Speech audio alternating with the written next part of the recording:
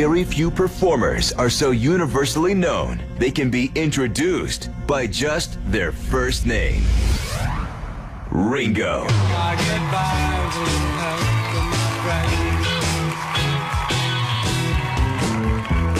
Now, join Sirius XM for a 2-hour journey into the life, career, and music of Ringo Starr.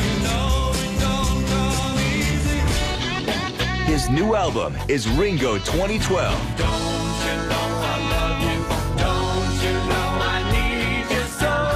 And he's here to celebrate with you, to participate in an up-close and personal conversation with Sirius XM subscribers.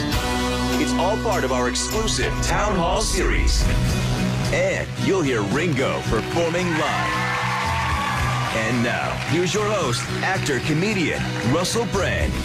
It's Sirius XM's exclusive Town Hall conversation with Ringo Starr.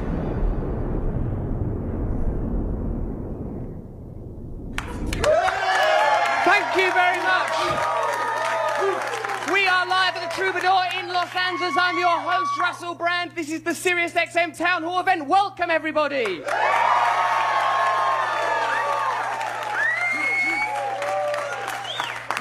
Welcome to all of you listening at home or in your cars or just standing wistfully in a meadow reflecting on another wonderful day here on planet Earth. And those of you that are hard of hearing, listen. We're coming up. It's a wonderful and magnificent moment. I'm about to welcome to the stage a fine gentleman who's going to fill our hearts with joy because the beating of the heart, percussion, rhythm, the sound we first hear while growing in the womb is something he has long mastered. In fact, it is impossible to think of percussion. It is impossible to think of tippity-tap, hi-hats, bass drums, or any rhythmic percussive noise without simultaneously thinking of these words. Please, ladies and gentlemen, welcome to the stage, Ringo Starr!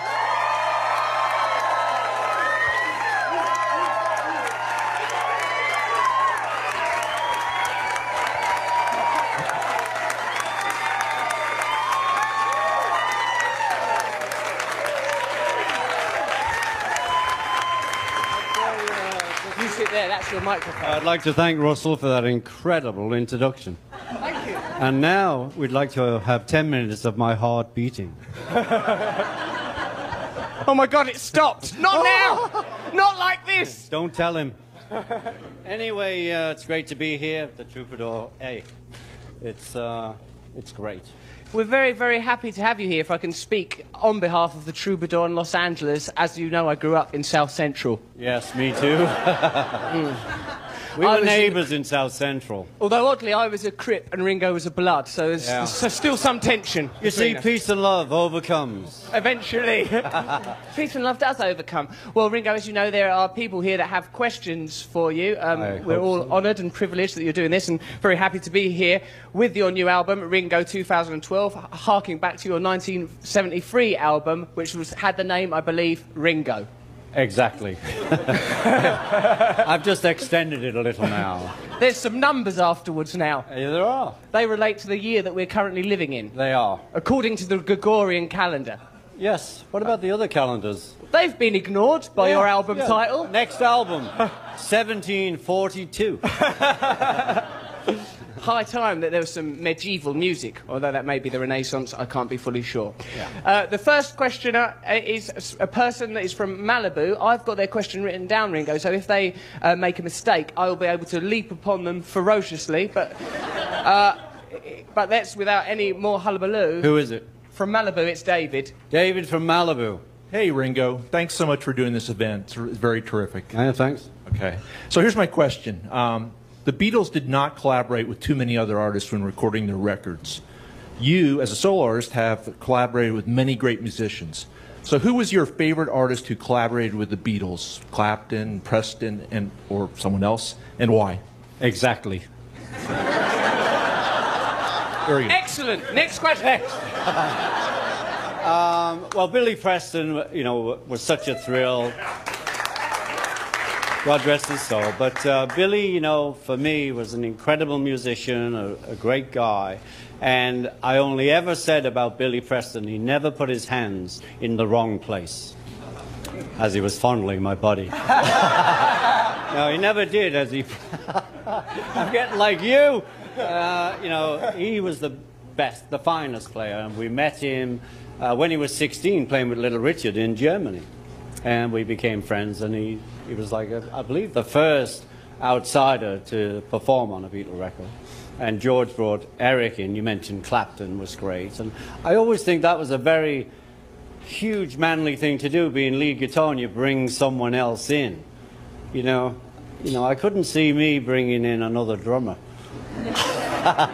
Though every time I went for a cup of tea, Paul played.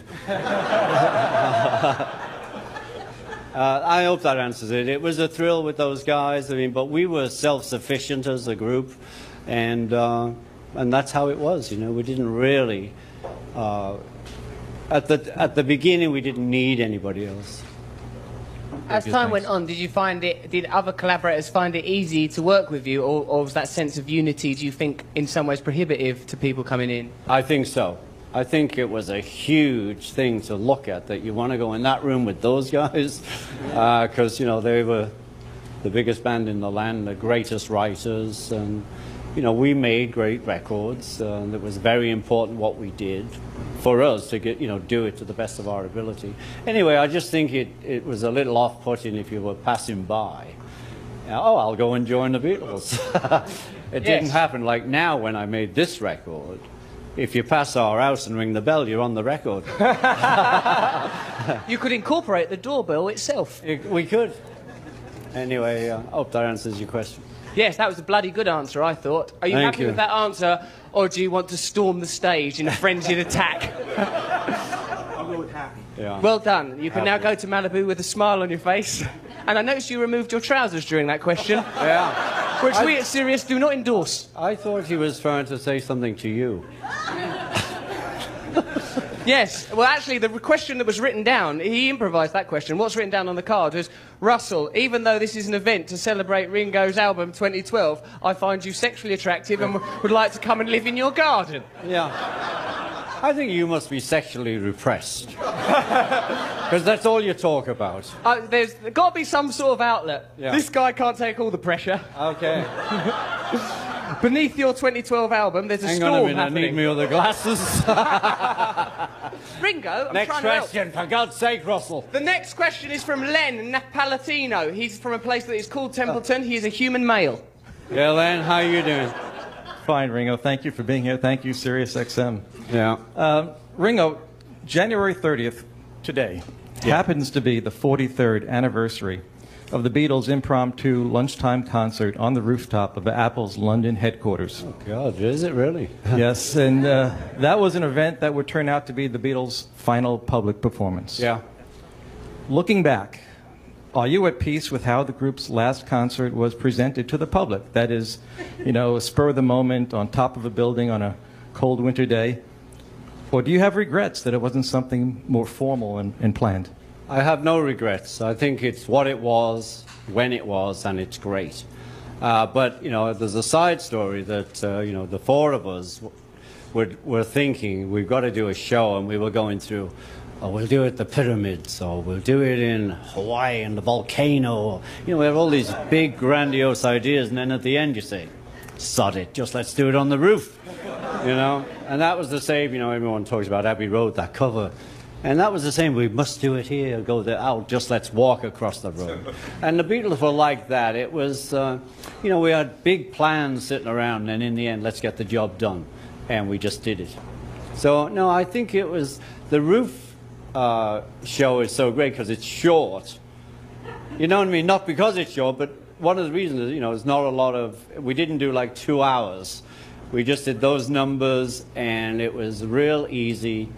And, you know, we had people all around, you know, standing on the roofs around us, so that was the audience. And, you know, it wasn't a big deal. You know, so you got what you got, and I hope you enjoyed it. Oh, it was great. Thank you.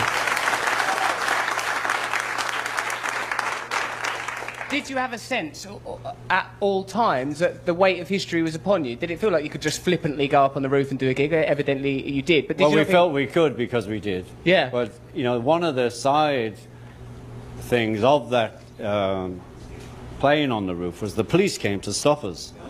And I was on the drum saying, come on, drag me off. It'll be so dramatic for the camera. And the damn cop wouldn't drag me off.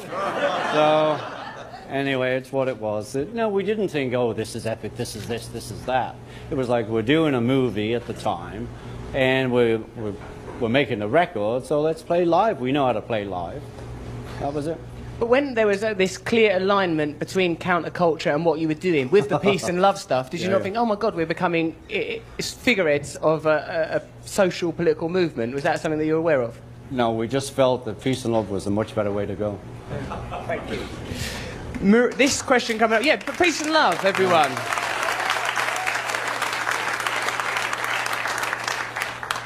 There is a question now, it's from a lady, or a man, called Maria Villegas. She's standing right here, it's a woman. Definitely that's a woman, I know the signs, in spite of your accusation of sexual repression.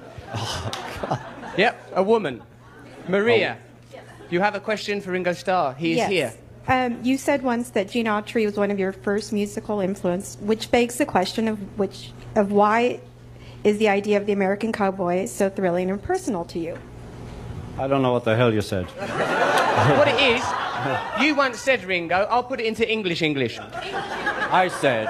You once said that Gene Autry was one of your first musical influences. He was. Why do you like the American cowboy so much? The idea of it, the icon of the cowboy. Why are you into it, Ringo? Well, I'm into country music, but I'm also into cowboys from a kid. We'd go to the Saturday morning cinema in England, and, you know, whatever was on, if it was like a superhero, Batman or something, with a cape, we'd all put our raincoats like a cape, and we'd do that. And if it was a pirate movie, we'd all fence home. And Gene Autry musically did South of the Border, that it was just one of those tracks that really moved me, you know. And so, you know, I've always been a fan of Gene. Also in my day, there was Gene and Roy Rogers, and I was always a Gene Autry fan. And, you know, when I first came to America, I mean, I thought you were all still cowboys. And I got to L.A. in a poncho and toy guns. And I was like, hey, I'm in L.A. And not to name drop, but Burt Lancaster, he actually got me a real gun. So anyway, yeah, just, you know, the idea, I was shocked. I went to Texas and it was like, it was cold and rainy. I always thought the whole West was just sunlight every day. You know, it's just the image of when you're a child, what you think it's like. And you grow up and you find out it's nothing like it.